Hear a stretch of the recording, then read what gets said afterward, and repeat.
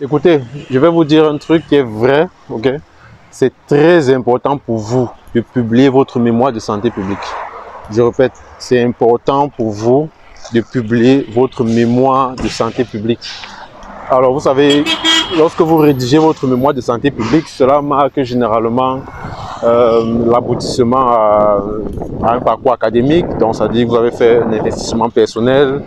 Et voilà, vous allez faire ce qu'on appelle rédiger votre mémoire, mais la rédaction de votre mémoire ne suffit pas à vous assurer que le travail de votre recherche sera reconnu à sa juste valeur. C'est-à-dire que vous avez passé du temps, 1 an pour certains, plus d'1 an pour d'autres. Vous avez travaillé, vous avez un travail exceptionnel, mais le résultat de votre travail acharné ne suffit pas à ce que votre travail soit reconnu à sa juste valeur par, voilà, par le public scientifique en général. Donc, la publication de votre travail va constituer une étape importante pour diffuser les résultats de votre recherche. Ok? Confronter les résultats de votre recherche à la vie d'autres professionnels de votre domaine. Si vous êtes par exemple dans l'épidémiologie, si vous êtes dans l'économie de la santé, et là, vous allez permettre d'avancer les connaissances dans votre domaine particulier. Donc, pourquoi? Quelles peuvent être les raisons pour lesquelles c'est important pour vous de publier votre mémoire de santé publique? Déjà, il y a sur le plan du développement, c'est-à-dire le développement, que ce soit personnel, que ce soit le développement de la discipline en question. Il y a le fait que la publication de votre travail, c'est comme le fondement de la démarche scientifique. Okay? Lorsque vous publiez votre travail, cela prouve que cela a été validé par les pairs. Vos pairs, P-A-I-R, c'est ceux qui sont, on peut dire, les maîtres de votre discipline.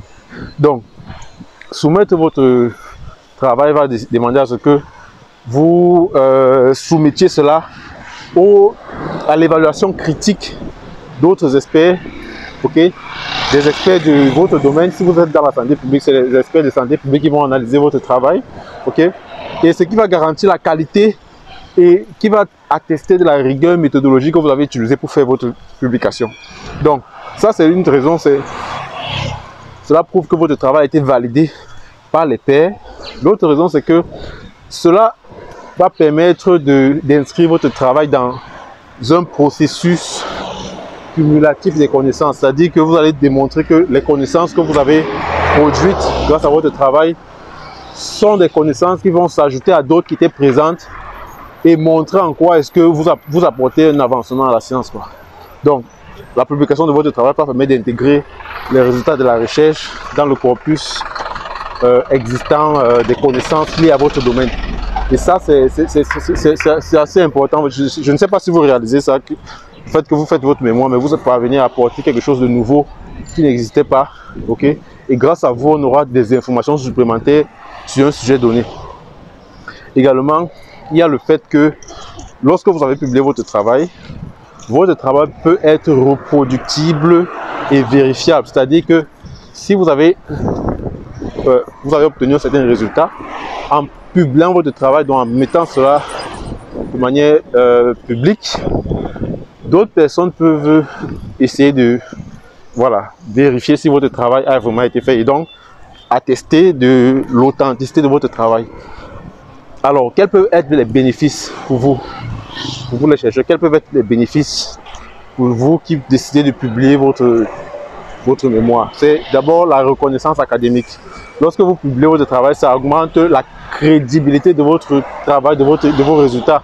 C'est un élément clé pour l'évaluation des chercheurs. Ça contribue absolument à la progression de votre carrière. Également, il y a le développement d'un réseau scientifique. Lorsque vous avez publié votre travail, ça favorise les échanges avec d'autres chercheurs du domaine. Ok, ça facilite la collaboration avec de nouveaux chercheurs. Et voilà. Il y a aussi, on peut dire entre autres, l'enrichissement personnel.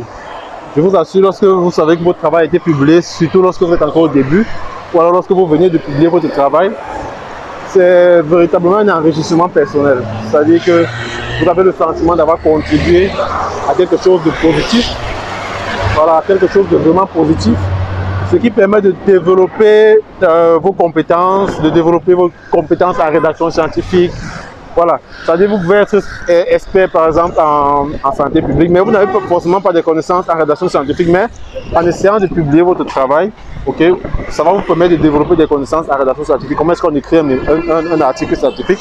Et je vous assure, c'est absolument différent. La manière avec laquelle vous écrivez votre mémoire, ce n'est pas la même manière que vous allez utiliser pour écrire votre article scientifique. Donc, une autre raison pour laquelle vous devez publier votre travail, c'est que vous avez un impact sur la société. Okay? Lorsque vous diffusez vos connaissances, ça rend les résultats de la recherche accessibles à un large public. Pas seulement ceux qui sont spécialisés dans votre domaine, mais également les journalistes, ceux qui sont curieux, ceux qui aiment, voilà, ceux qui aiment se cultiver. Et là, ça permet de passer un message à ces personnes-là. Autre chose, autre raison également, c'est pour améliorer les politiques publiques en publiant votre travail. Ne négligez pas la publication. Vous pouvez avoir un impact sur les politiques publiques. Votre travail peut permettre d'adopter de nouvelles politiques, de modifier de nouvelles politiques pour les rendre meilleures. Parce que cela va être utilisé par ceux qui sont, voilà, ceux qui dirigent, ceux qui sont en charge de la gestion des structures publiques. Okay? Et ça, c'est un aspect très important également, je trouve. Savoir que votre travail a permis d'améliorer, de modifier, de faire avancer des politiques publiques, de santé publique par exemple, si vous travaillez dans la santé publique. Autre raison qu'on peut donner, c'est le fait que vous allez travailler dans la promotion de la santé, parce que vous allez permettre d'éduquer les gens, de sensibiliser les gens par rapport à un problème de santé particulier, okay? D'encourager l'adoption des comportements plus sains. Alors, ça, ce sont les différentes raisons que je vous ai données, du fait que lorsque vous publiez votre travail, vous avez certains conforts personnel, un confort aussi sur le plan de vue global, reconnu par la communauté scientifique. Maintenant, cela n'est pas facile, il y a certains défis. Okay? Par exemple, le choix de la revue. Dans quelle revue scientifique est-ce que vous allez publier votre travail? Ça, c'est pas évident à faire. C'est la raison pour laquelle vous devez chercher une revue qui est spécialisée dans votre domaine de recherche. Si vous travaillez par exemple dans l'infodémiologie, il y a une revue appropriée pour l'infodémiologie. Si vous travaillez dans les sciences économiques, vous allez chercher une revue qui concerne les sciences économiques. Ok? Et l'autre défi, c'est la rédaction de l'article. La rédaction de l'article, ça peut être un défi. C'est pas difficile, mais c'est pas aussi très facile. Ok? Il faut suivre une certaine procédé, il faut suivre une certaine manière de formuler les phrases. Voilà. Et si vous êtes intéressé à publier votre travail, vous pourrez contacter Parlons de santé publique. Nos équipes pourront vous aider à, voilà, à écrire votre article, à vous donner des conseils, à vous accompagner. Donc, ça c'est une idée que j'ai pensé partager avec vous aujourd'hui. Je me suis rappelé de mon article que j'ai publié après avoir fait mon master en santé publique. Et voilà, j'ai prouvé une certaine fierté lorsque j'ai pu enfin publier cet article-là. Et j'avais été beaucoup encouragé par mon encadreur de mémoire que je remercie beaucoup. Voilà, c'est ce que je voulais partager avec vous dans cette vidéo. On se revoit donc pour une prochaine vidéo. Sentez-vous bien. Si vous avez des commentaires, n'hésitez pas à la mettre. Et je vous encourage à vous abonner si vous êtes nouveau sur la chaîne. Ok, ici on parle de santé publique, on parle de tout ce qui concerne l'actualité sanitaire, mon expérience en santé publique et tout ce qui peut vous permettre d'apprendre davantage sur la santé publique. Donc n'hésitez pas à voilà, vous abonner, ok, à partager la vidéo, à activer la cloche de notification et à mettre votre commentaire. On se voit pour une prochaine vidéo. Sentez-vous bien.